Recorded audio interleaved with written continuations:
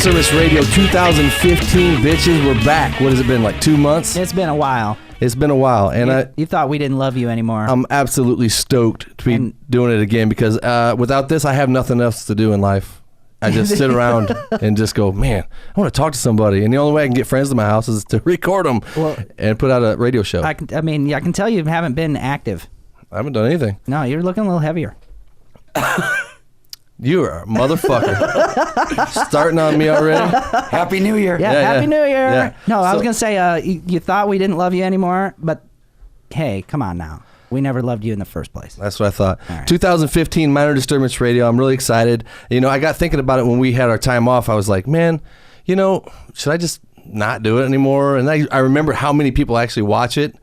And I think, you know what? There's actually quite a few people that watch this thing, and I'm having fun, and why not, right? I'm saying it. Right? And you got stickers. I got stickers now. We got stickers, shirts. Yeah. You know, I don't know. Anyway, so and also, you know, people send us videos and say, hey, you're doing a cool thing, and I got guitar players that like to send me clips of them playing guitar and stuff, and that's pretty cool. I'm gonna do a shredder of the month. Ooh. Shredder of the month. Yeah, whoever wants to send a video of them ripping guitar, and they'll be the shredder of the month. And this month's shredder of the month is Jason Grievous. Then he said, I want to send you something. I said, send me something that really, you know, is like 80s shred. I want to hear just arpeggio sweep metal, you know. Sweep, tap, and so check it. So this is what he sent me. Check it out. I'm Jason Grievous. I play guitar in Helm Splitter and Black Lamp. You are watching Miner Disturbance Radio.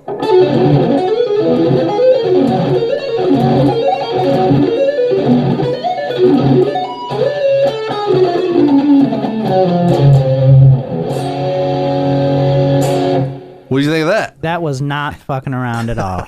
I think you're right. That was 80s shred metal at its finest. What do you think, Mark? That's what you asked him to do. That's absolutely what I asked him to do. Yep. And he was rocking the docking shirt too. Yeah. So the Ibanez RG. Don't get any better than that.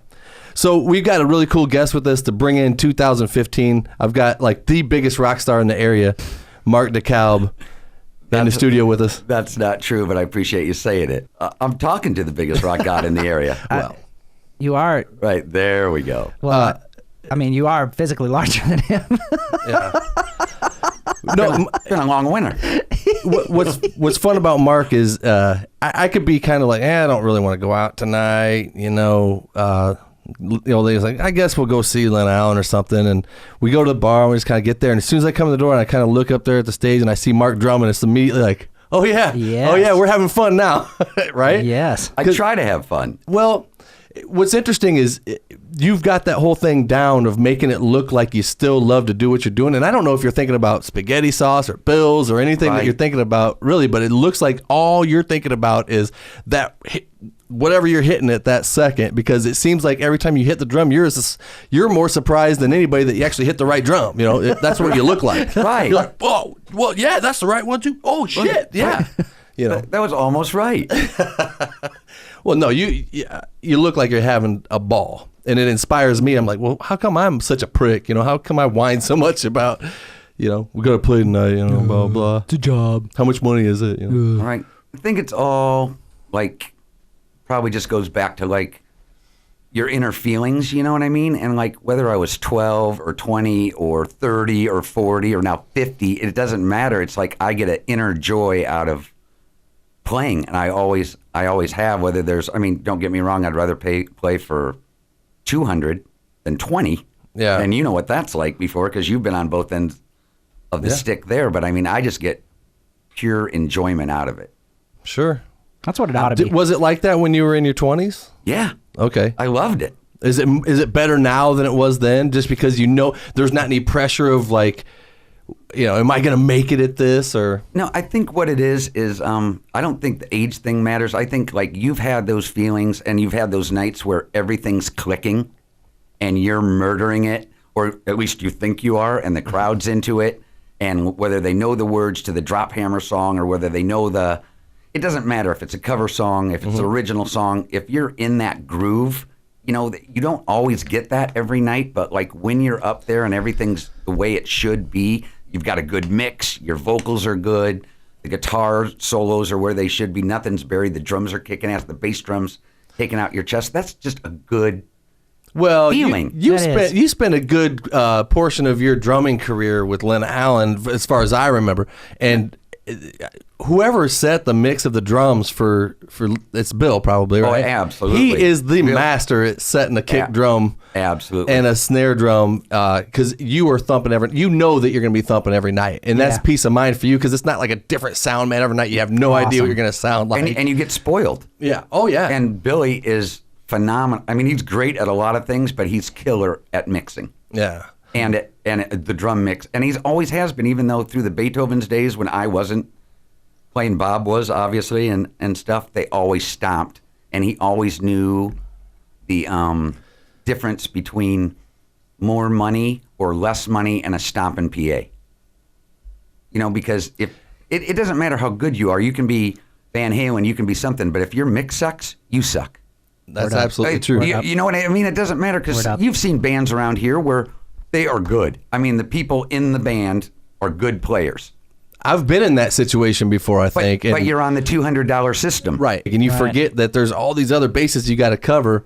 And that's one of the things in my list of 100 things to tell guys that are just starting out, you know. Yeah. Pay attention to this. If you're in a band that's trying to make a business of this, your sound system and whoever's running your sound and putting on the show, because you're only 10% of the show, really. Yeah, right. The rest of it's sound and lights and just the way that you're going to be seen by the audience isn't just how good you play the guitar or just how good your singer sings, or it's got to be mixed well and the lights got to look good. You know? But you're shredding, but nobody can hear it, or it sounds like a buzzsaw. Sure.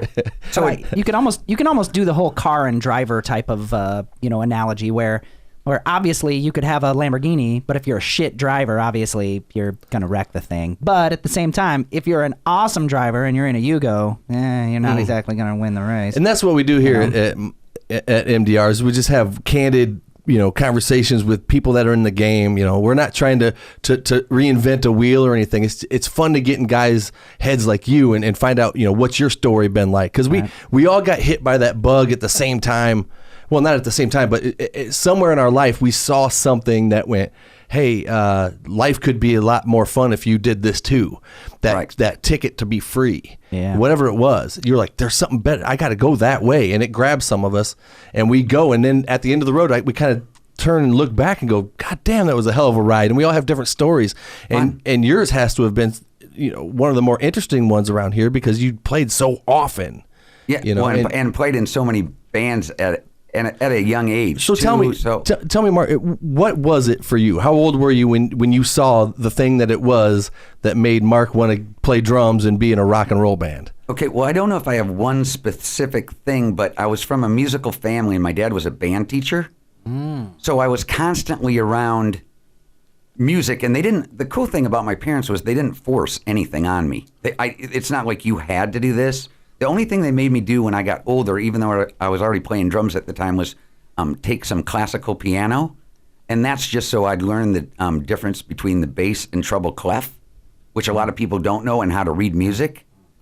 So anyway, but it wasn't like I didn't have just one thing like where maybe yours was Paul Stanley. Or you saw. You didn't have just one thing, a video or something that you saw. I don't remember, but I just remember music. It was always around, and then when it wasn't what my parents were doing, like during my teen years, then it was like Kiss and other things were just huge. So when everybody else was out doing this, I was in the basement like practicing with headphones on, trying to play Rock and Roll All Night, or trying to play Deuce, or trying to play Strutter. So was it drums that you did first, or did you try the guitar first or something? It was drums first, and then they made me take piano, which was, I don't know, maybe 3 or 4 years, and then it was just drums. I've always, just kind of a side note here, when parents get their kids to take piano lessons, I mean, it seems kind of gay at the moment, but it's so awesome. I mean, that's so beneficial to any musician, no matter what you're going to play, is to kind of know the notes, know kind of how, what harmonies are, timing, all that stuff. I think the piano is a brilliant instrument to teach a young child. You're right, because did I want to be taking it at 9 or 10? Absolutely not. Yeah. But you're right. In your later years, you go, that was good, because even though I didn't play the bass, I know that that's in bass clef. Even though I'm not shredding on a guitar, I knew that was treble clef. You know, you knew different time signatures. You knew the difference between 3/4 a waltz and 4/4, which is almost 99% of rock and roll, except Rush or something. Is right. You know what I mean? Though most rock songs that people like, they're in 4/4 time. I started with drums and then switched to the guitar only because my mom figured out that you can control the volume of a guitar. Oh man, you know, because we talked. The drum set I got originally was the JCPenney drum kit with a kick, one snare, I think a floor tom, and a sizzle cymbal. And a crappy cymbal. And just riding that sizzle with the rivets in it. You know, you hit it, it's like for an hour and a half. Just all day. Loud as fuck. And Mom was like, okay. Yeah, that's before they had all those pads and everything that you could put over them so little Johnny doesn't drive you up the wall. Yeah, and my point was, if Mom... when I liked music, Mom probably was like, you should probably learn how to play piano. And I was like, fuck that. Fuck the piano. I want to play like Kiss. I want to do the Kiss thing or be rock and roll. They don't come out into piano. Pianos don't have whammy bars on them and shit. What age? What age? Pyro coming out. I was 7 when that bug hit me. Right. How old were you when you were forced to take piano? No, I never was. See, that's the whole. That's what my point is if I were smart, I would have taken piano, because to this day when I'm hanging out with people that play, like with you, and if anybody sometimes they walk over to a piano and they start playing something on the piano, I am always just blown away by that, and it gives them a whole nother level of credit in my mind that they can play the piano. Yeah, I've had drummers sometimes be able to go over the piano and play a little, even if it's chopsticks, just anything on the piano. I'm like, hey. They are musical. You're not just like caveman brain drummers. The drummer. Right. You're not just the drummer, right? So, and most of them are cavemen, by the way. I think the thing about piano is that the instrument itself was really a relatively late development in instruments. I mean, it came later than all the wind instruments and the early stringed instruments. But one of the things they had already figured out about music was what the structure of harmony was, what the sort of theoretical structure was. So when they created the keyboard on the piano, they just laid it out in the most logical way to be a representation of harmony. So it's like, if you just use the piano, you're learning the distances between all of the notes, as a visual and, with your fingers as a tactile kind of tool. So I would suggest that if you have children that are trying to get into music, first of all, call Rock Academy. That's right. Quad City Rock Academy, and get your kids signed up there, because what they'll do is they'll take the kids, they're working on an instrument, and then they get them with the other musicians, and they get to play in a band environment. Mark, when you're playing in the basement as a kid and you're just playing by yourself to tapes, totally different ball of wax when you get a guitar player and a bass player in the same room with amps and you're playing with them. It's just a totally different thing. And if you could start doing that when you're 8, dude, remember I would have loved that. Oh, remember the first time you ever played with somebody and it actually sounded like music you were playing together? I felt like 25 feet tall. Yeah. That moment was so huge. That was actually a bigger moment for me than the first time I played a power chord with distortion. That was a big moment too. Wow. Like I heard that sound and just like the timelessness of it just rung through my brain, But or your first gig. And then there's a first gig. I mean, your real first gig. Your real one. That's a cool thing. Yeah. What was it? I mean, what year do you think it was that you started playing in a band? And what was it? What was your first band? My first band was called Lift. And it was in high school, and I remember I had to get a permission slip, or I mean that's probably not the right word, but like a permission slip from the mayor, so I could play in bars. Because I wasn't old enough to be in bars. Right. Seems like I've been on that road too. It's like a work permit, and it was.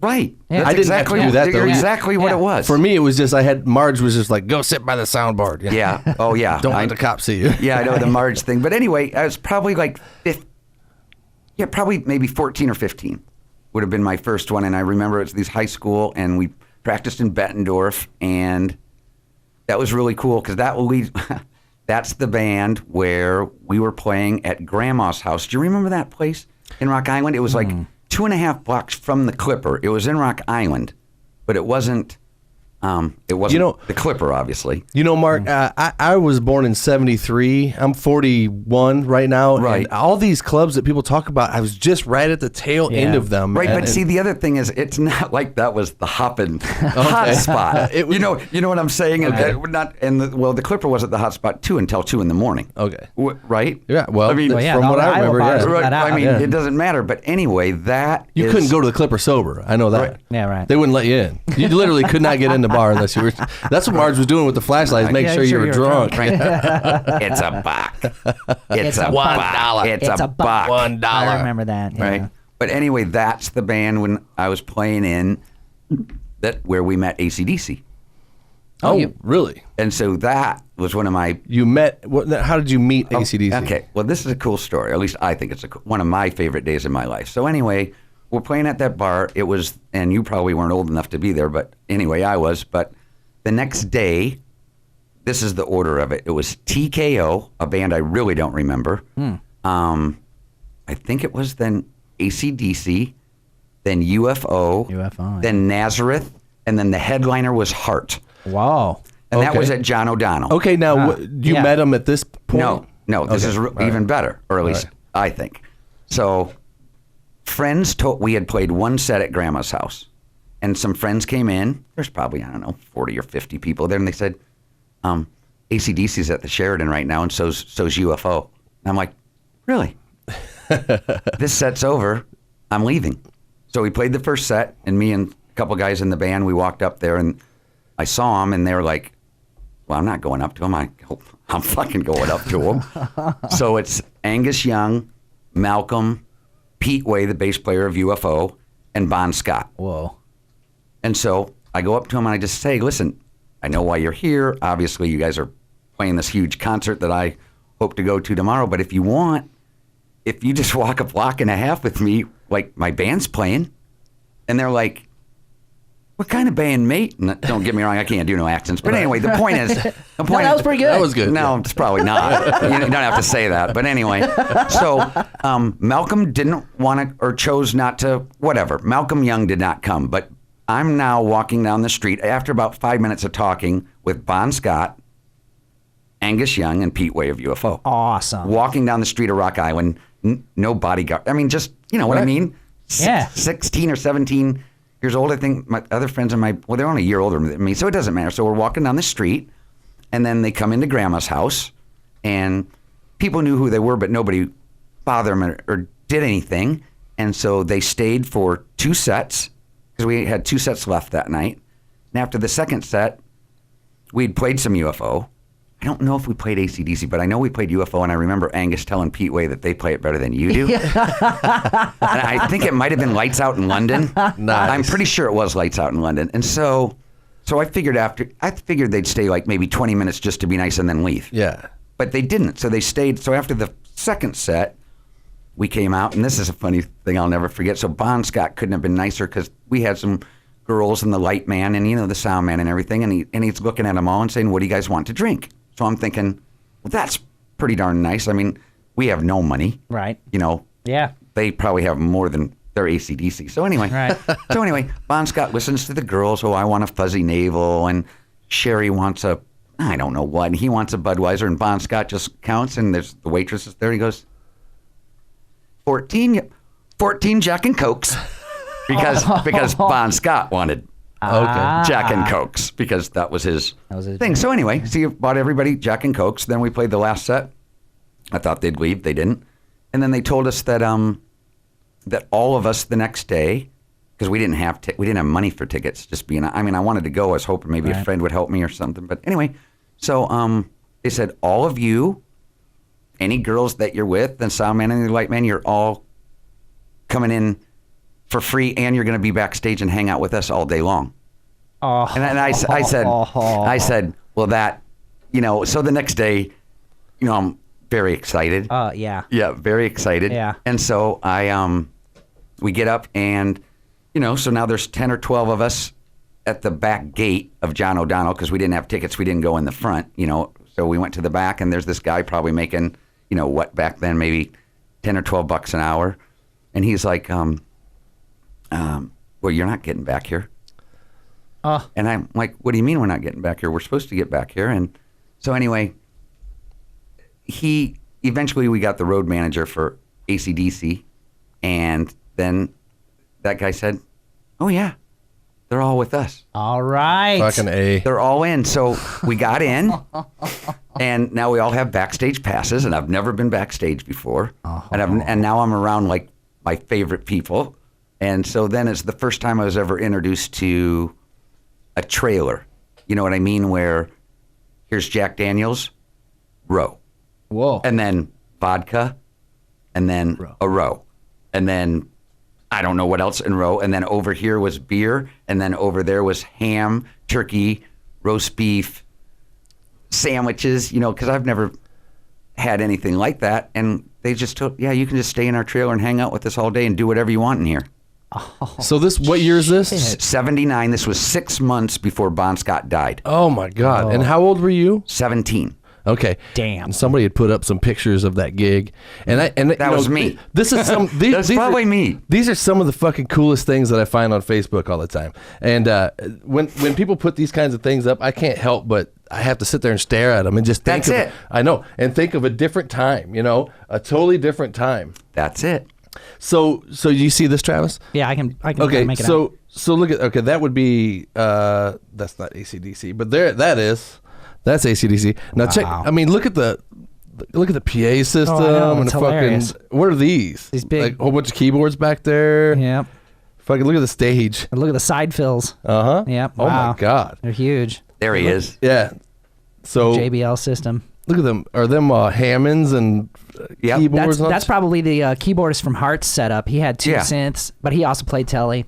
That Yeah. dude was a really good sideman, by the way. I don't know his name, but he Check plays out the one. shorts that Broads wore back then. Oh, yeah, remember exactly. Remember the Daisy Duke shorts right there? Right, Yeah. dude. Or is that you, Mark? Is that you? No, standing there? I was behind there. Those might have, but So those kind of look like basketball shorts from the era because Yeah. long basketball shorts I haven't want to know happened yet. who's this dude? You know what I mean? Who are Right. these guys up there? They're probably your friends. You know what I mean? Probably. Like- Yeah, I don't know who they were. And we could have done that, but I don't know why. I remember we hung off just behind. Like, we could see them good, but we weren't on the stage, but we were right behind the stage and on the side. There's heart. Look at the look at the front monitors hanging from the. Whoa. Them would kill somebody if they fell down. You know what I mean? Absolutely, man.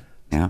Now everybody uses in-ears. Yeah. Everything's just in your ear now, That's River City fine Sound with that. set up right there, isn't it? Do you think that's who did that? I don't remember if it was Frank's system or I'm not. Check out the back line, though. I mean, you got 4 Ampeg SVT heads and a row of 810s, and then And they're all loaded too. Marshall AC/DC Superloads. wasn't fucking around. No, in fact, I mean that was PAs were so underdeveloped in a lot of respects, even at that point in the game, that your back line really did count for something in the front of the front row. Now that's at John O'Donnell, man. Right. So Right. everything's AC/DC yeah, at John O'Donnell. So awesome. not bad, man. That is cool, man. And that's when they were starting to take off then. Wasn't that Right. kind of when their heyday was starting? Just starting. Yeah, because I watched on VH1, they were playing some concert recently that it was quite a bit larger than John O'Donnell. Whoa. It looked like a sea of flesh. You know what I'm talking about? It's like, That was Rio de Janeiro, Yeah, I think. holy- Or San Paulo, Brazil. I think it's Brazil yeah. because São San Paulo. Paulo, they had, Brazil. they had the audience like sectioned off, like you go a row right down the middle, and then there was 2. It was split so that they could get down the middle because they had Wow. to have security like in sections Oh. of Right. people. Yeah, they have that long rock stair. And then ramp. they showed the aerial of it, and what you see is a sea of just kind of pink mush That's wild, pushed up man. to this shiny thing with lights going crazy, and then a line, and then behind that's just semis, Yeah. right? And then Yeah. just blackness. Wow. So this human thing pushing this way at this shiny thing. Right. You Yeah. get what I'm saying? It was so huge of a spectacle. I was just looking at it from a different perspective. Yeah. If we were aliens, flying over a ship, Yeah. we'd be like, what the fuck are they doing? Like these loud ones are jumping around and these other people are like worshiping them. Yeah. Right. You know? Exactly. So, and they're Exactly. taking their clothes off Yeah. Right. Right. and drinking this thing that makes them even crazier and throw up and stuff, So it's just a magical thing, Yeah. the power of it. I was just thinking how, you and I talk about, we play it like the Nail and some clubs, and we're happy as, to see 200 people there. We're like, fuck, man, it's a good night tonight. That was Right. fun. Great night. Try 200,000 on a regular occasion for these guys. Every night.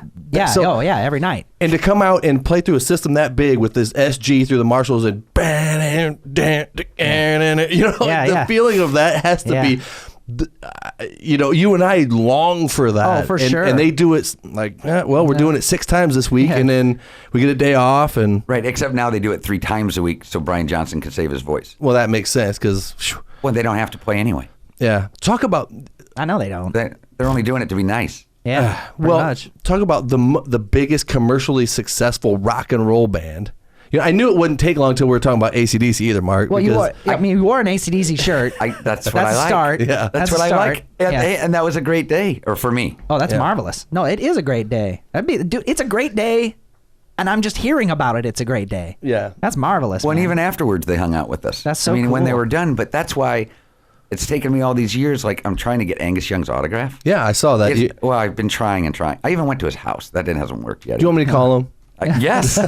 Yes, I do. But anyway, see, back then, well, first of all, I think it was those stupid things that we didn't have cameras. Right. And we were hanging out, and you don't have phones like we exactly. we do now. And our guitarist on a Lyft card, like, remember I told you the band was called Lyft, got Pete Way, Angus, and Bonds, but I never got a picture.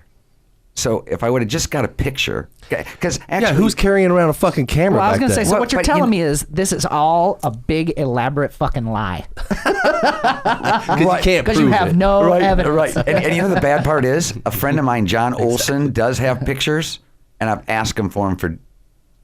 I have a picture with me, Angus, and Bon Scott. Yeah, but he has it. Right. Yeah, and then won't. went through a divorce, then a pack rat thing, and then I've offered, I will go to your attic. I'll go through I swear to God, with a Sharpie mark, it's not in this box. It's not in, just please let me have those pictures. And he's never gotten me those pictures. Oh God, when you get them pictures, please put them on Facebook. Well, yeah. You got to scan them. Yeah. What are you talking Scan about? all them pictures. Of course He's going to have them tattooed when you're on done the fucking head of masturbating his to him. cock. Exactly. Yeah. I've tried everything. Please. A Christmas present, anything. Just please give me those pictures, but I don't have them. And I think it has something to say about Mark as a person. The person that I know about Mark.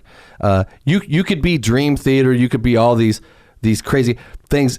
Mark's got he's got his finger on what it is to be rock and roll, and he makes no excuses about it. He's not gonna. He's never been somebody that's like, I don't care for that kind of simple stuff. I like stuff that's more, hard to play. Because let's admit it. I mean, AC/DC's playing the same song over and over and over and over. The new album? Any of it.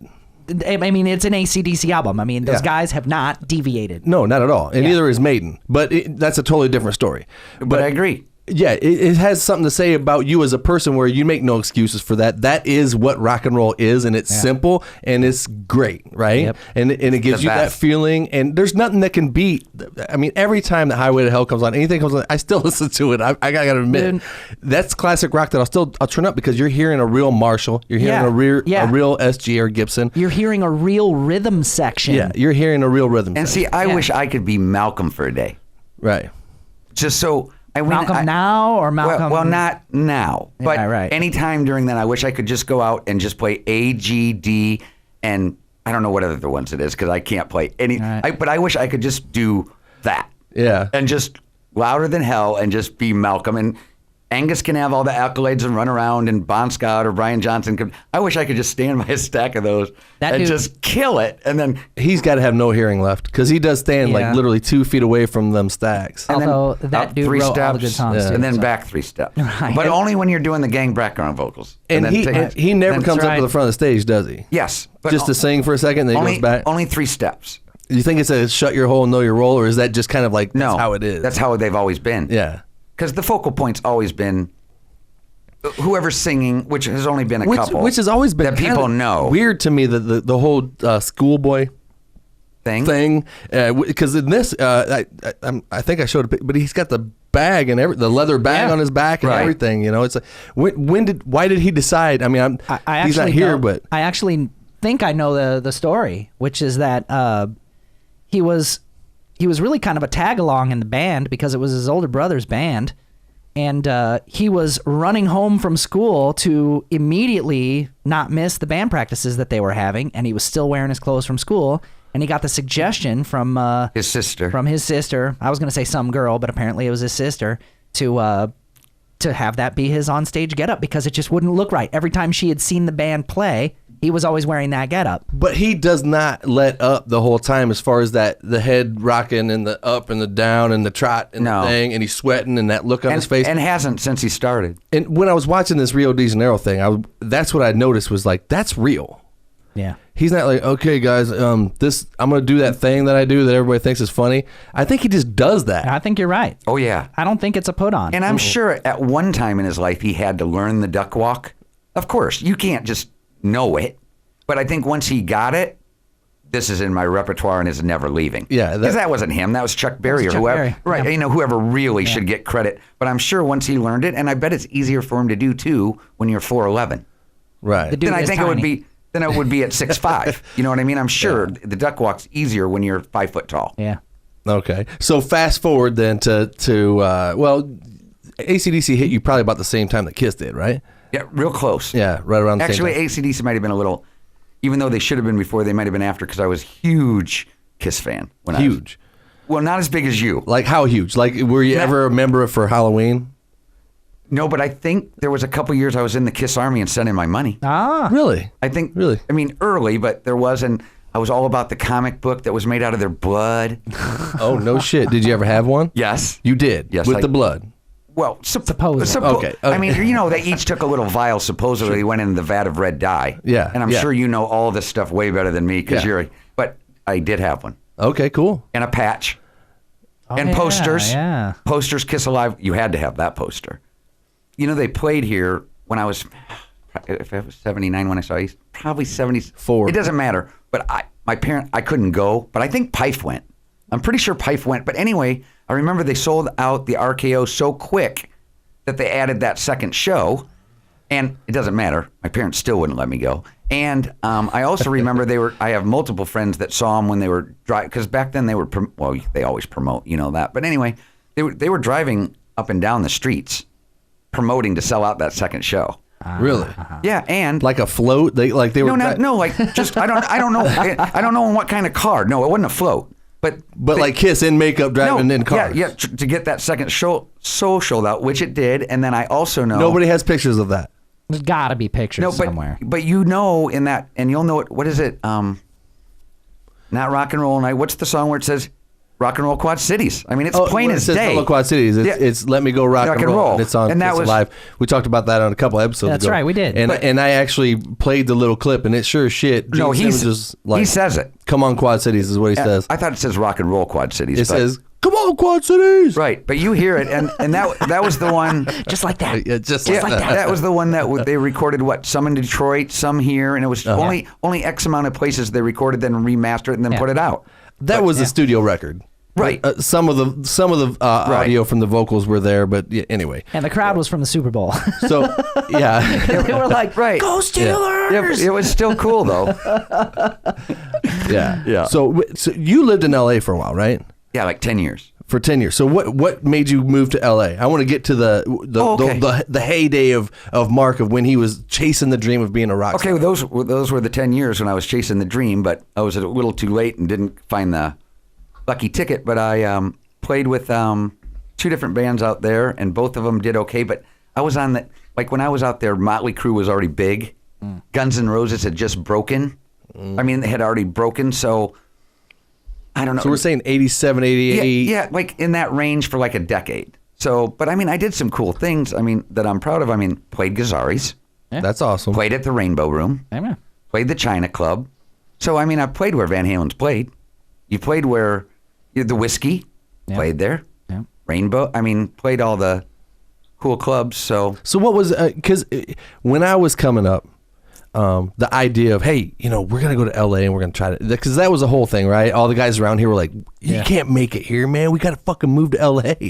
Right. And make it from there. And everybody's like, yeah, but I heard that there's no, it's $800 for a 1-room apartment a month, and you could never survive. I mean, you'd have to literally sell yourself to stay out there, Got to be rich people. Well, everybody that went out there seemed to come back with their tail between their legs within a month.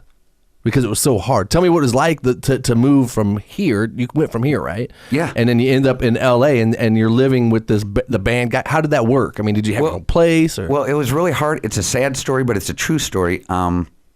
The girl that helped me was my friend named Liza Kozad that had moved out there. Now, she just recently passed, actually just like a week ago. Oh, my goodness. But we were friends here, and she's from here. But she wound up marrying David Lauser. That's the drummer for Sammy Hagar. Oh.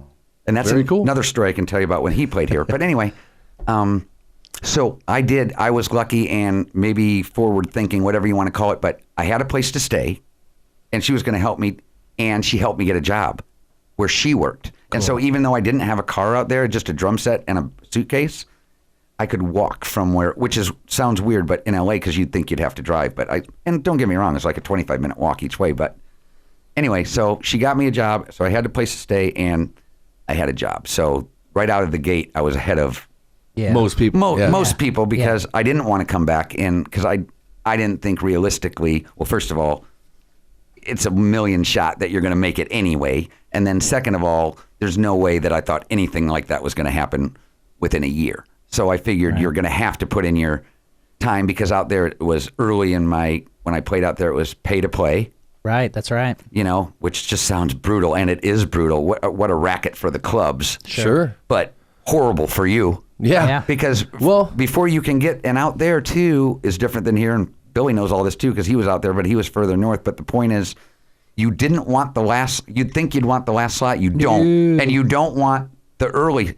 Nope. You want one of those two middle slots. That's right. Was the best slot. That's right. But it took us a long time to get, well, it didn't take us that long actually, but it still took a while to get that middle slot on a Friday or Saturday at one of those good clubs. But eventually we didn't have to sell tickets anymore or anything. We actually were making some money, but that's just because of our draw. Right. So Motley and all them guys have already hit at this point. Yes. And so that scene was just riding on that fucking rocket fuel of the 80s hair metal thing. Van right? Halen. And so what kind of band were you in? I was in a band that wasn't like those kind of band. I was in like Dale Fisher that used to play with Bill and Lyn Allen, the keyboard player, and I played in a band with him out there and I would call it sort of like power pop. It certainly wasn't metal. You know what I mean? But were they dudes from around here, or was there a band out there, or did your whole band move as one unit? No, not at all. I moved on my own, just hoping that maybe. And you found a gig out there. Yeah.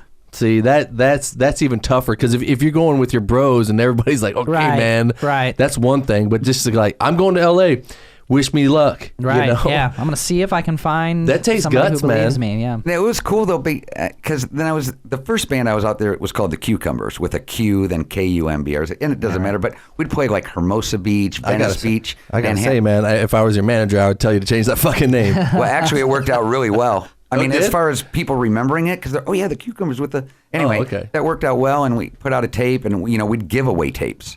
Oh yeah. We didn't try to sell tapes. We gave away tapes. You got to proliferate, man. And people they'd know all. So we'd be playing a lot of original songs, and people would know them, and that's really cool. So then you're definitely making money then when you're playing the beach gigs. Yeah. And then when you're playing your headliner slot, that's great because you're only playing 9 or 10 songs. You've got a crowd that you brought 150 or 200. So then the owners, those people.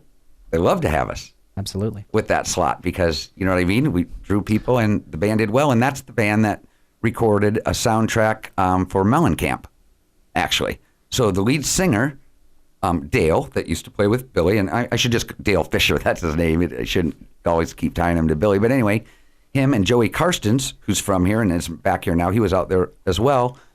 John flew them to his house in Indiana, and they got to record. He's got a whole barn that's a studio.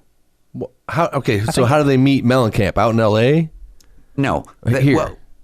Sorry. This guy, manager, sort of shady. But anyway, this manager guy that had connections, I wouldn't really call him a manager. Maybe a friend of the band would be a better way to say it. He actually knew Mellencamp, shot him some songs. He actually liked a couple of the songs. And those guys absolutely flew out there and recorded a song called "Hold Me Like You Used to Do," which was made for a movie that he was in with Mariel Hemingway. And then the whole band got to go like to the movie premiere. Sweet. And stuff. And all it was too, just, I don't want to make this bigger than it was, because it wasn't. It was a song when he was in bed or she was in bed. I think they were both in bed. And the radio was playing. And that song was the song on the radio. Okay. So I don't want to make it like, oh, they had the title track. No, they didn't. But did they go to Mellencamp's house? And then did they record with Mellencamp's band? Did they record the song? Did it get put on a movie soundtrack? Did it get put in a movie? Absolutely did. That's very cool. Did they get any money for it? You know what? I don't know if they got residuals, because first of all, that movie didn't do that well. I think it was called Falling from Grace, I think was the name of the movie. And I just remember I couldn't believe, well, first of all, I had no money and I didn't have anything to wear, and I'm going to a movie premiere. And there's people taking your picture just because they knew you were a band, but we were nobody. But they knew we were somebody, because why would they be on Mellencamp's? Right.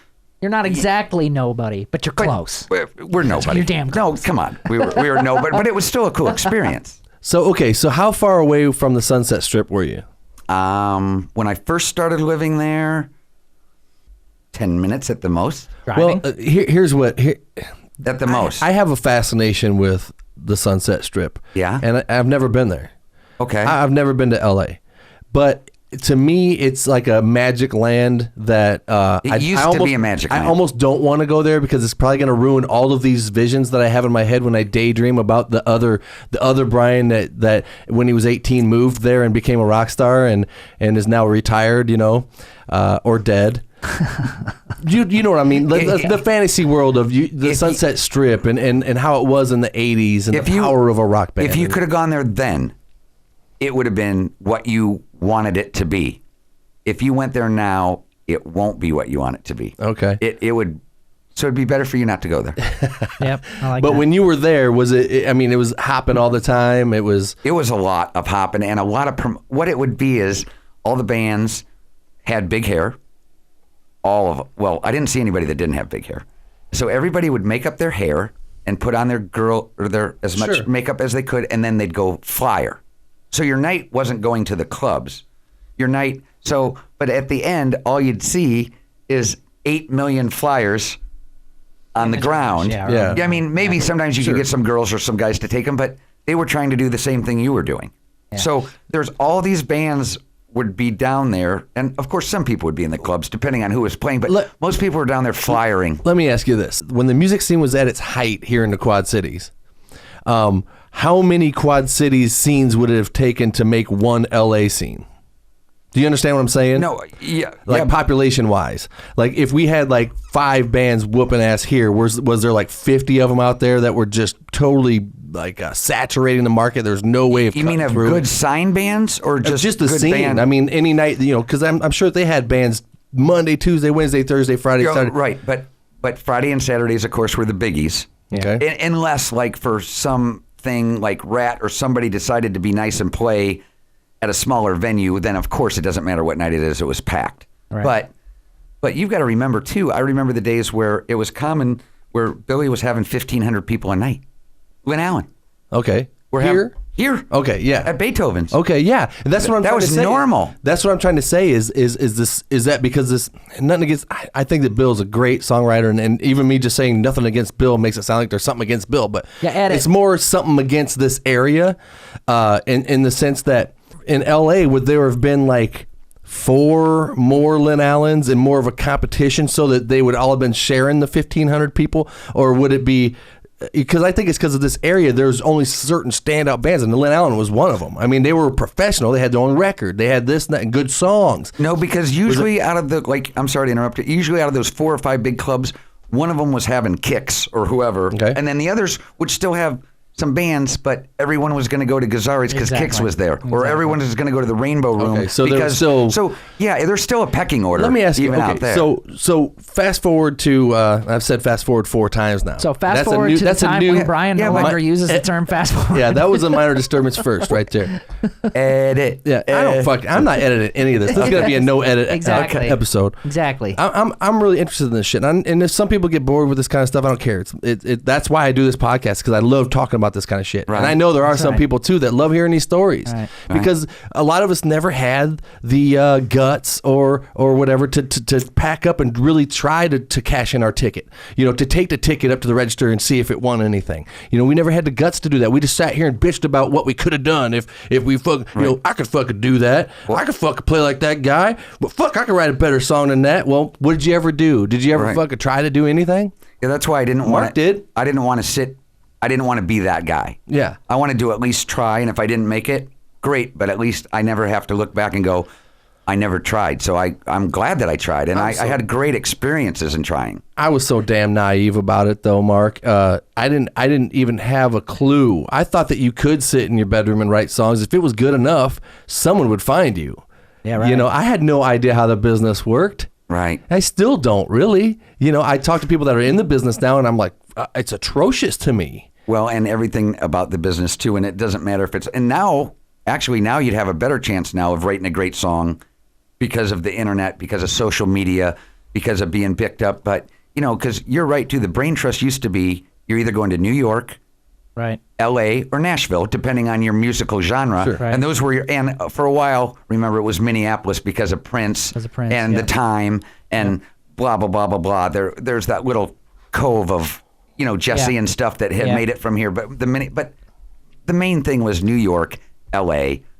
or Nashville. I mean, those were your options. But nowadays, it's not like that. But back then, I think Nashville is really the only one left. And you mentioned of real ones. Of real ones. Right. Not there's great studios out in LA, but you're right. You mentioned Jesse Johnson. Yeah. And I don't know if a lot of our listeners realize or know that he was from here.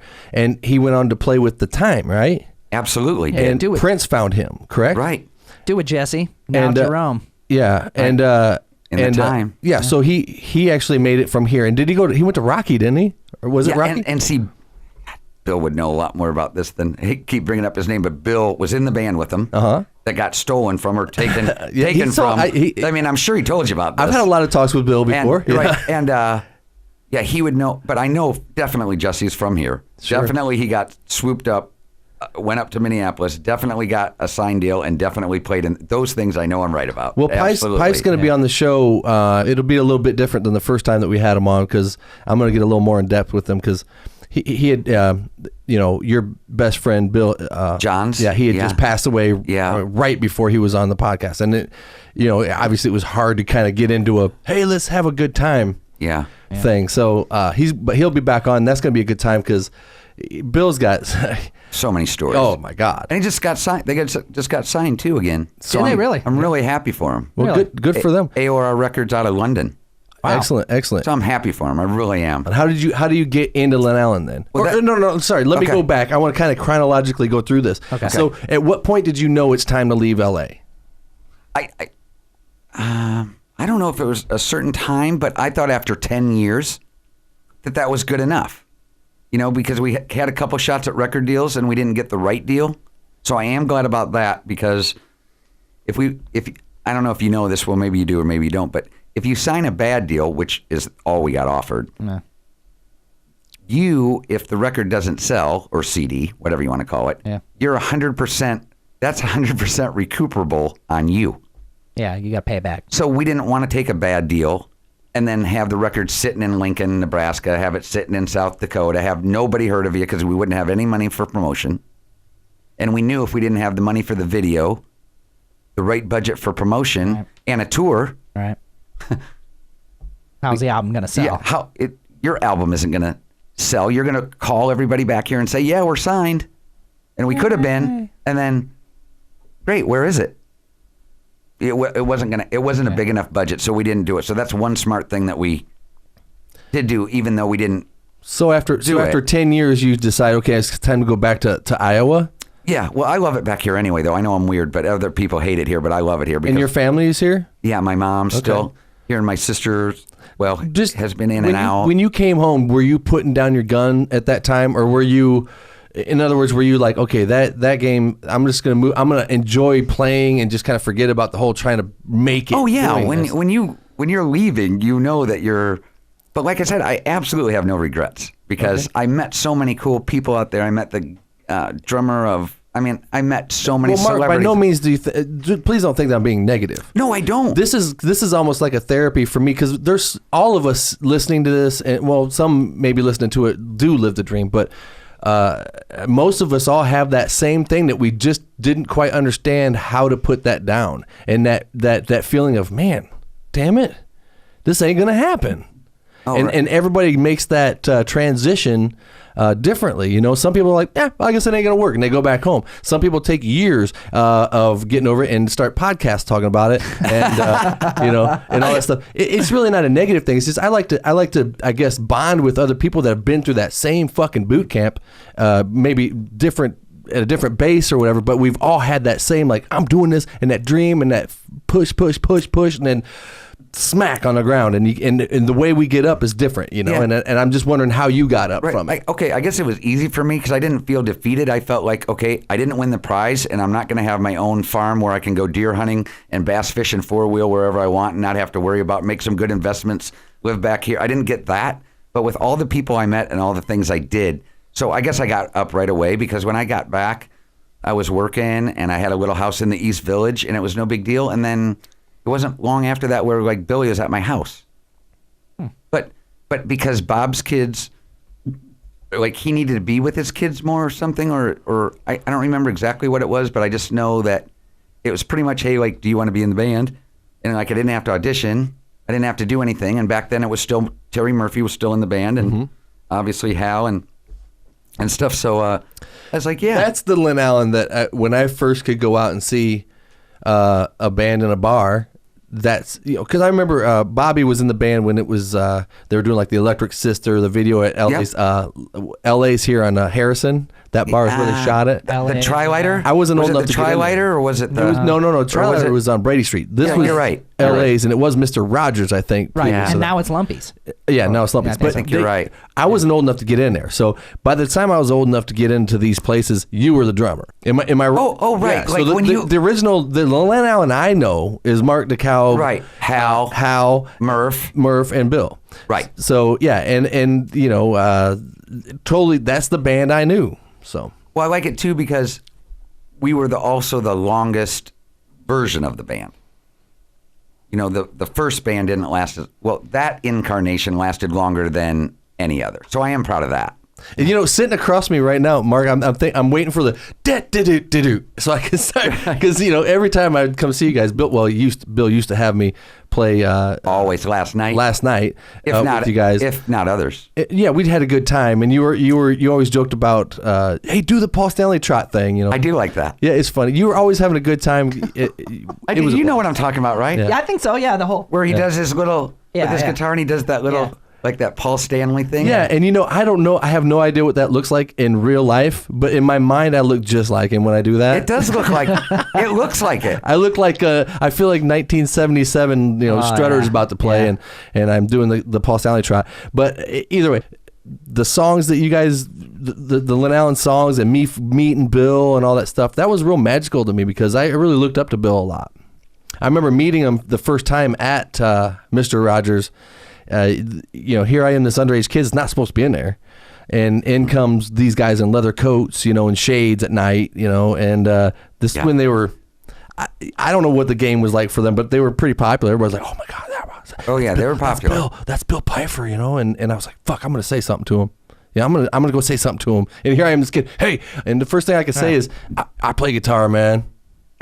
I was one of them dudes, man. I was one of them kids. How'd that go for you? It went like this. That's cool. And he turned around and ordered six Bud Lights or whatever. Right. And I was like, well, he's an asshole. Fuck him. And I told my buddies, man, he's an asshole. Well, what did you say? I said I play guitar.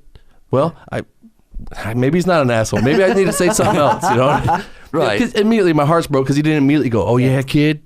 Well, I got a guitar in my pocket. Here, let's play. What do I think is going to happen? Let me go spend 10 minutes with you over in the corner, and I'll show you. Yeah, right. What do I think is going to happen? Right. But, around here, he was the guy to talk to. He's a great guy. Yeah, and and after a while, I saw him again, and I was working at a lumber yard, and he came in to get some lumber. He's building a vocal booth or something at his studio, and he's like, "Yeah, I need these." But he's eyeing them, getting these boards. You know how Bill's in like third gear all the time, moving. And I'm like, hey, remember me? I met you at like 6 years ago at the I didn't do it. And he was all like, yeah, you play guitar, right? I'm in a band. I play guitar. Yeah, we want to record a record and this and that. And, anyways, Bill was like, God, kid, seriously.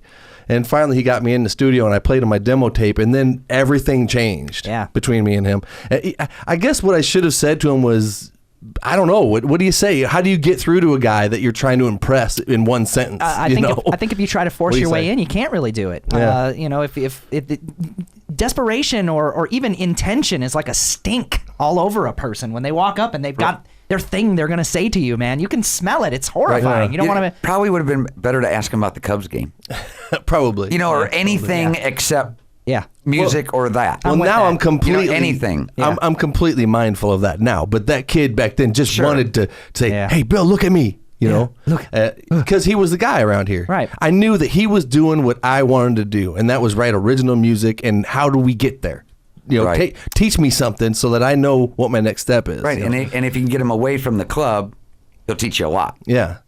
You know what I mean? If you could just get him out of that element, he'll be glad to sit and which he did, obviously. So how many shows do you think you played with Lyn Allen? Okay, well, let's do that.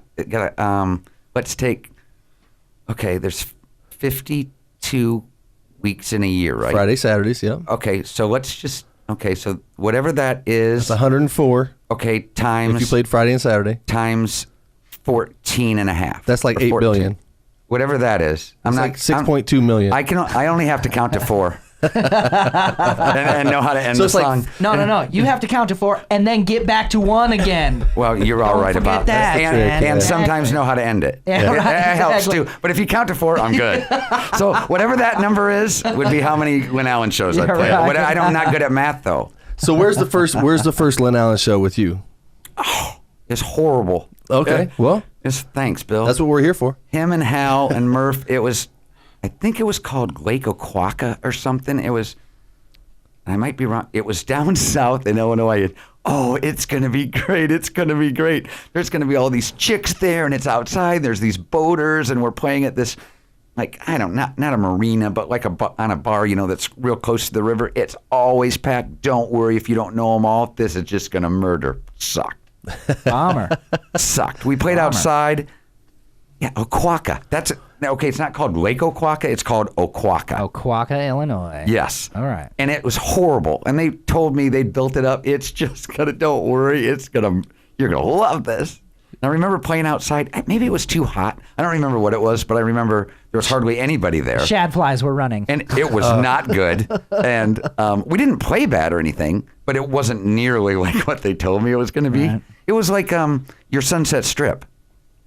Yeah. Not the way you thought it was going to be. A dream shattered. Yeah. A dream shattered. That didn't go so well.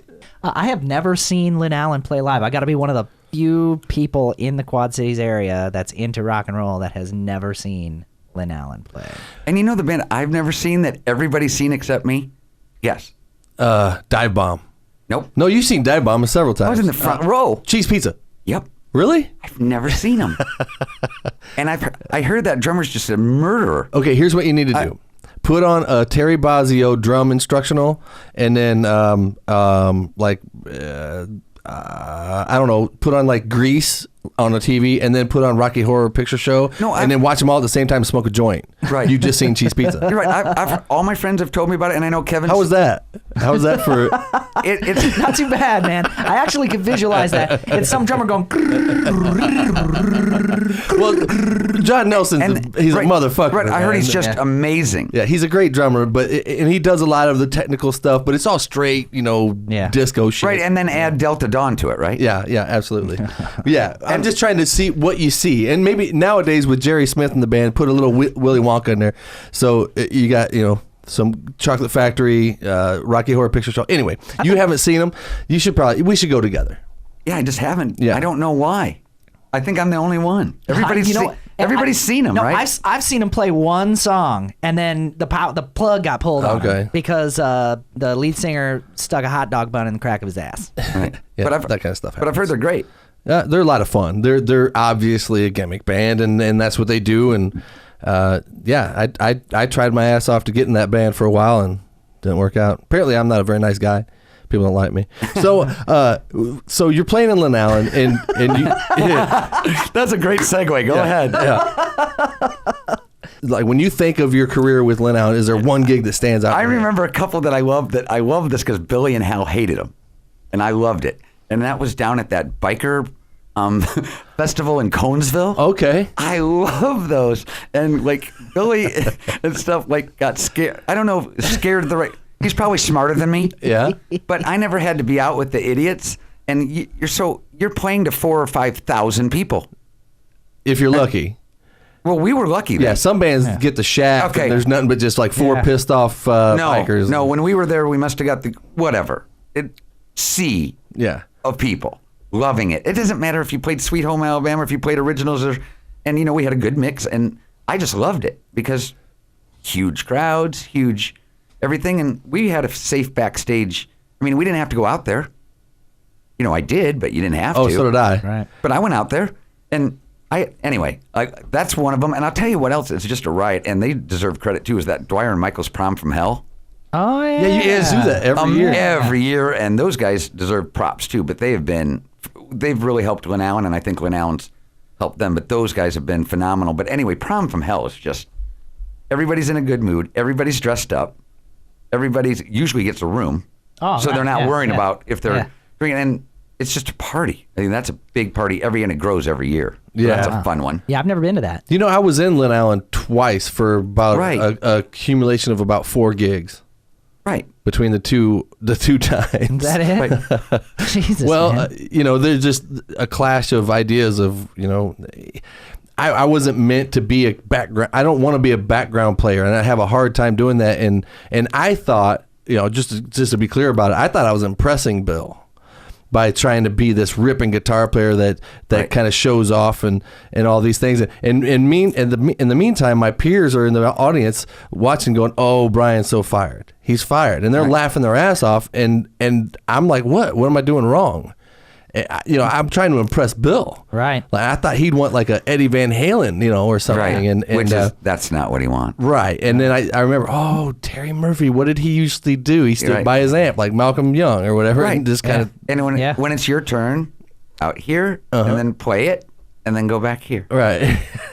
I had a hard time with when do I go up there? When's it my time again? Right. It's not the whole time? Oh, okay. I'm sorry. I don't think it's in any real rock and roll lead guitarist's nature to have a fucking schedule on stage, man. You just most of the time is what it is, and you're just cutting loose. I think too, when you have 2 alpha dogs, one of them's going to lose. That's right. There has to. You know what I mean? Yeah, you can't have you just can't. Totally. Or most people don't. And off track, but anytime too, we did shows like you've done when you're playing like with Cheap Trick, or you're playing with Foghat, or you're playing with Styx, or you're playing with those were obviously Bad Company. Love those. See, that's what I was going to say. One of my favorite shows. I remember when we opened for Bad Company like twice, didn't we? Mm-hmm. And because I told Bill straight out, I don't care about the Jesse's Girl and the cover shit, but when you ever have an original gig and it's just Lyn Allen songs, count me fucking in. Well, you remember that night in downtown Davenport? Absolutely. There was 4,000 people down there. That was another one of those ones where I go, that was sure fun. Yeah. And I was heartbroken as fuck that night. I mean, Bill and I both were. We were going through that whole breakup thing, and here we are. There's 4,000 people downtown. Shenanigans, the whole street's blocked off. There's 4,000 people down there. Beautiful night in the summer, and you can see the lights on the bank tower, the clock tower, and it's beautiful. And here's me and Bill backstage, like, "You think that you'll come back, man? You know what I'm going to do?" And we're back there talking about how heartbroken we are. And there's this big concert we're about to play. Right. And that was one of the good one, and that's one of the best pictures. Pathetic, man. That was a great picture of Billy's got that one of them holding up the glass, and all you just see is heads. Yeah, that's awesome, as far as you can see. That is awesome. With that red cup, I think he had a red. I don't know what it was, but it was. Yeah, and we went up there and played that gig, and I was like, for that time up on stage, nothing fucking mattered at all. It was like, this is where it's at. Yeah. This ain't even my music or anything, but I just felt so good playing with Bill. I love them songs. I mean, I love Lyn Allen songs. I mean, I just do. But see, that was one of those nights too where I said, good mix, good friends. You could hear everything, didn't have to worry about weather, no pressure. You've already got 4,000 people that like. That's one of them where you were asking earlier when we were talking. That'd be one of them. See? Yeah. you've got the gig, because obviously there's a certain amount of what I consider, and I don't know why I use this phrase, but I call them union bands, and they're the bands that are playing every weekend. Mm-hmm. You know, because there's some bands that only like to play maybe a couple dates a month, and then they're happy with that. Lyn Allen, obviously, that's how Bill makes his money. Yeah. So he has to play Friday and Saturday. He's got to find guys that are on board with playing that often. Right, or at least a Saturday. Yeah, at least a Saturday. Right. But every weekend, if you don't have a gig, then you're losing money. I mean, that's money making. That's when you make your money. Right. So, you did this for years and years and years. 14, I think. 14 years of every Friday and Saturday, hauling your drums somewhere, setting them up, doing a sound check, dealing with that, getting home late, all these things. What was it that made you want to stop doing that with Lyn Allen? I just came to the realization, actually Cindy and me both did, but it's not like she pushed me one way or another. It's like I was just thinking, it'd be nice to go deer hunting and not be hungover. It'd be nice to go to a Hawkeye game and not have to come back early because I have to do a sound check. Although this year I should have just stayed in Lyn Allen because the Hawkeyes suck so bad. But anyway, and I admit that. But anyway, it was just wanted to do other things, or it was nice to be able to take our Harleys. And if we want to go to Wisconsin, we can go to Wisconsin. If we want to go to Missouri, we can go to, and not even that. If we just want to go day trip, we can be. But if, like you said, if I got a sound check or load in at whatever time, then you can't. And were you working a regular job during the week too? Oh, I always worked 40 or 50 hours a week. Exactly. Plus I was playing every weekend. So that only gave me Sunday. But even if I got home at 3, it wasn't like I was up at 7 riding on the motorcycle. No, you don't have enough. You don't have enough like contiguous time in order to really do something. So anyway, you can't be spontaneous. And I like the way I made the decision, and then I like the way I did that too, because I went to Bill's house and just sat down and I just told him, and like he didn't like it, but he appreciated that I was man enough to come over and just, this is what I'm thinking. And I also told him too, it's not like a job I'm giving you a 2-week notice, because I'm not. It's like when you find somebody and he or she, whoever it is comfortable and knows the songs, then I'm quitting. Yeah, at some point I'm going to want to kind of focus on doing my thing. But I'm not quitting. It's like, well, I am, but I'm not leaving you high and dry. If it takes you 2 months, fine. If you find them in 2 weeks, fine. If it takes you 5 months, it doesn't matter to me, but I'm just telling you eventually this is going to be the end result. And we just did it man to man, right on his outside, right when you come in on that outside studio. Yeah. It's right there. Well, and if that wouldn't have happened, I don't think there'd ever been a time where I would have seen you at like one of my shows.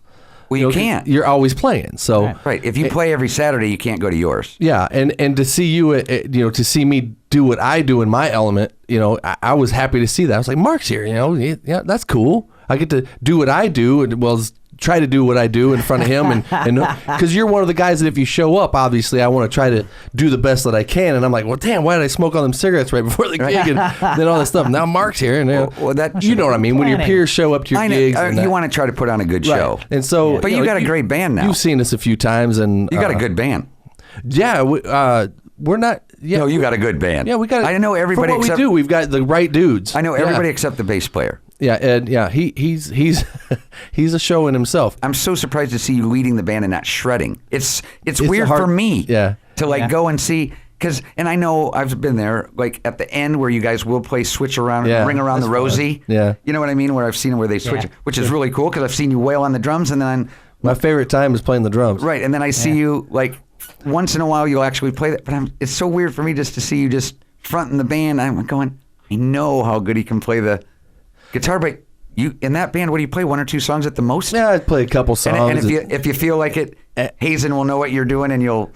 Yeah, that's kind of what I designed it to be. When you've played drums for years and years and years and years and years, it's become second nature. And when we started this podcast, we talked about your enthusiasm for it. I was literally getting to the point where I was setting up the guitar, standing there with the guitar on my shoulders, and just bored with it. I mean, I literally was like, yeah. How can you be bored with it? Most of the time, you're worried about your gear, and you got to lug it, and all this shit, and then pretty soon, you got to change your strings, you got to keep your instrument all taken care of, and then you realize that the singer just showed up, did a few shots of whiskey, sang some songs, and left with the same amount of money. So it's like, why don't I just sing? And I wanted to challenge myself I've always wanted to be a singer, but you know how singing is. It's one of the things where as soon as you sing, everybody's like, ha, ha, ha, you suck, or it's such a personal thing to do. Yeah. And that really showed strength in me. I was like, I'm just gonna do it. I'm gonna sing. With the drop hammer, I started singing and playing. Yeah.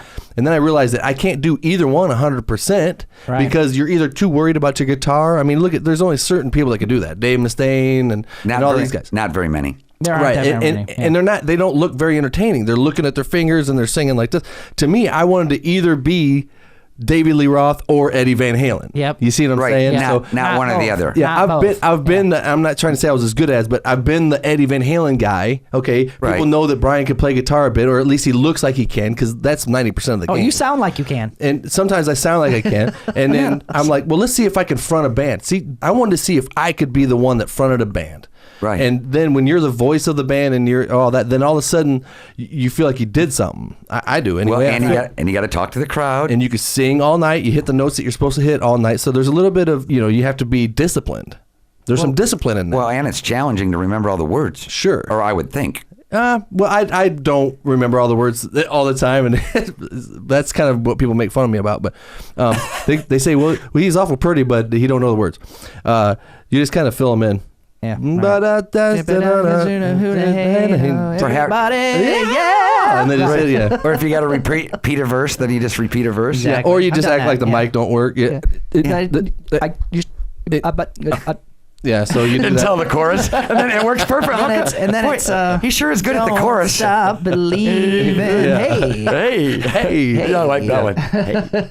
Yeah, and then on top of that, and then if you want to get really crazy, then Matt will let me play his drums. And he is so good. And the more Matt Finn is the shit. It's true. It would he say is a lord. He is a lord. And he's so nice. He's so gracious too. It's like anytime, you want to play him, go play. Yeah. He don't care. Sure. He doesn't care. I have had the luxury of, the whole drop hammer train when that was going, I was, and I still am. Terry Hodges was like the favorite drummer in my whole, like, awesome too. How a fucking drummer really is, like good. a double bass, really the good, pounder man. drummer, He is, man. And, high cymbals, quack. Oh, his influences were like this, the drummer for Enough's Enough, What's His Nuts, what's he do now? Sticks and all that. Oh, he's always been in a band. He's just like that dude don't stop. He's one of them guys that I look at and I go, God damn, dude. For every gig I've played, he's played 20.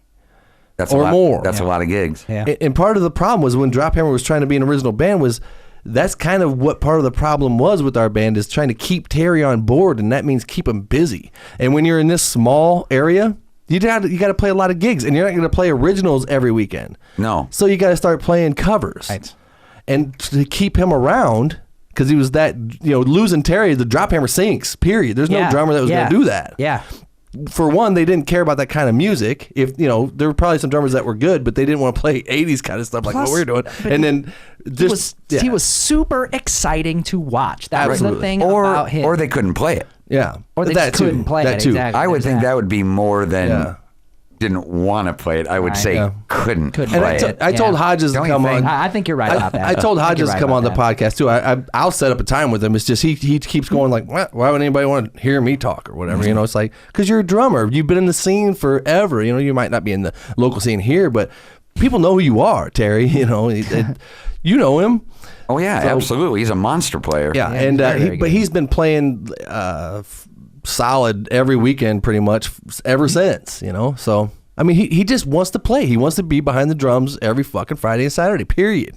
Right. And tell me where the show is, I'm there. And I think that's cool if that's what you want to do. Yeah. I mean, so what brings you out of the woodwork again? You've got a new band that you've put together. Yeah, it's called Electric Shock. Yeah, let's talk about this a little bit. The AC/DC show. Yeah, this is cool. This is cool because it's only cool for me because all we play is AC/DC. Yeah. So and you're not going to do it every damn weekend, right? No. Yeah. No, but we're going to play some. When you need your fix.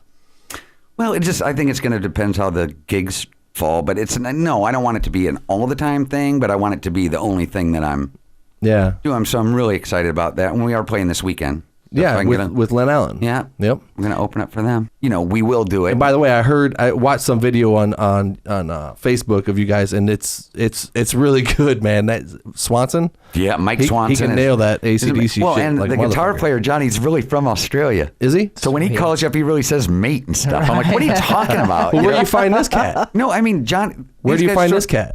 I think Mike knew Johnny, and that's his really name is like that pizza DiGiorno, but it's DiGiorgio. Okay. And then there's Eric that plays in Naughty Naughty.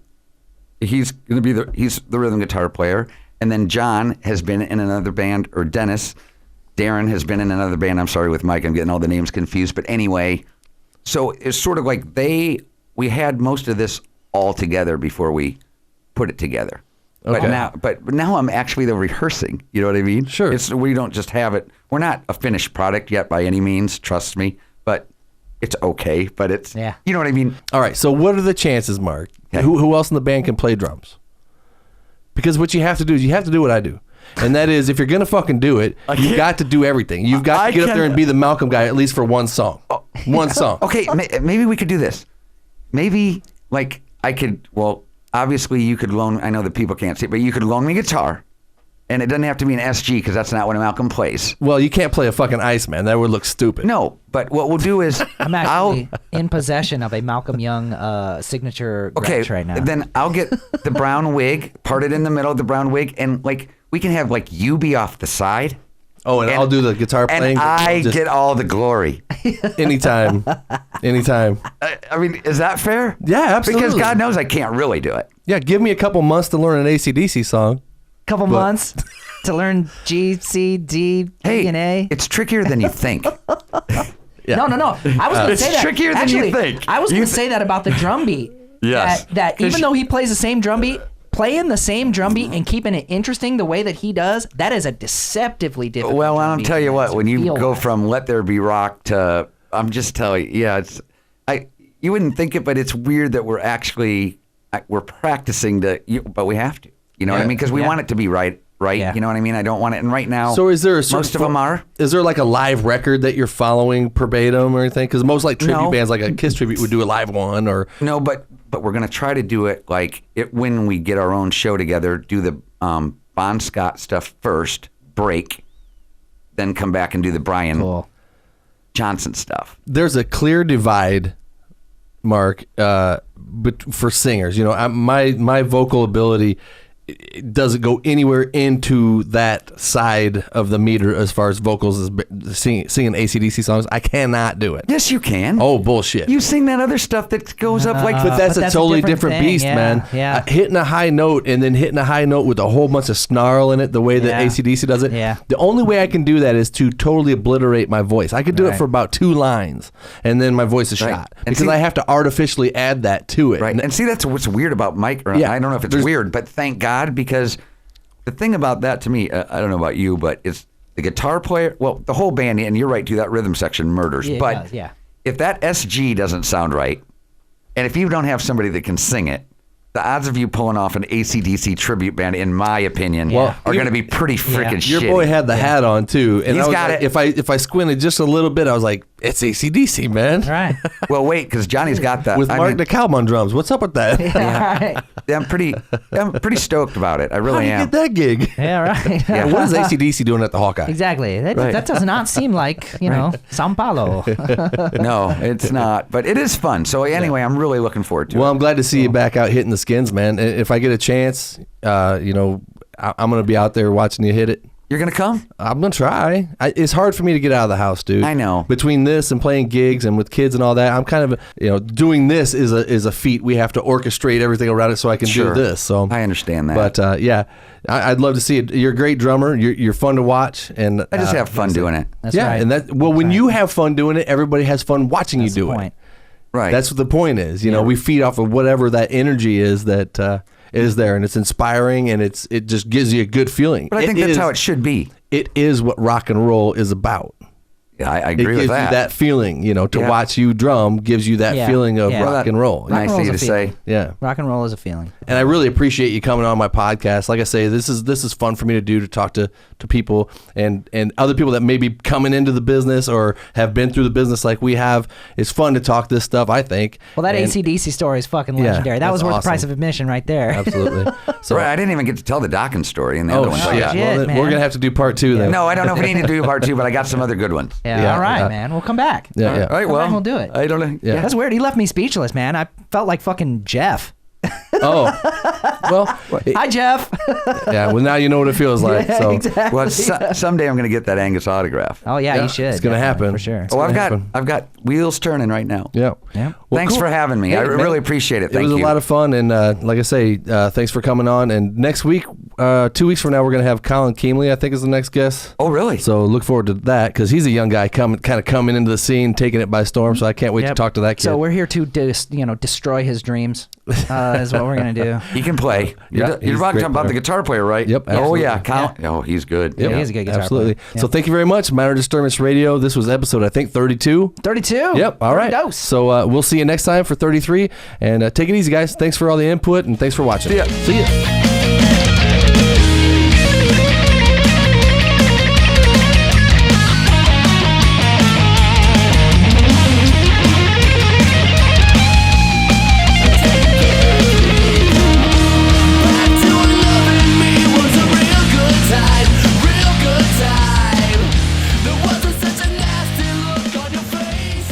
Oh shit, I said that.